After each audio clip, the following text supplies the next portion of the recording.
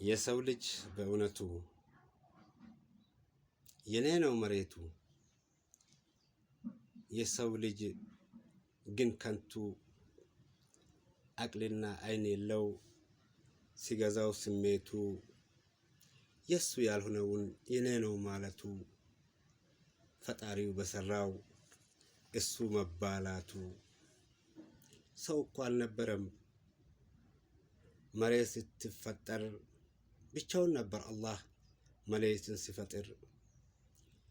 የኛ ሀብት አይደሉም ሰማይና ምድር ፍራሽ አድርጎ የዘረጋት መክሉቅን ለማኖር መሬትን ሲፈጥራት አፈር ያቀበለ ጭቃን ያቀበለ አለ ከናንተ ሰፈር። በሰይጣን ጉትጎታ አዳም ትእዛዝ ጣሰ፣ አትንካ የተባለውን በለስን በጠሰ። የጌታውን ትእዛዝ ሰይጣኑ አስረሳ፣ ጥሮ ግሮ እንዲኖር መሬት እያረሰ።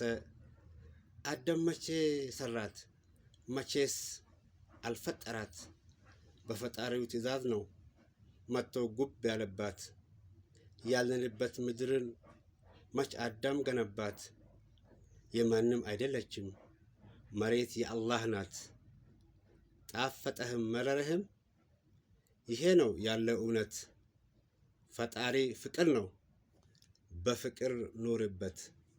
ፈጣሪ ፍቅር ነው በፍቅር ኑርበት።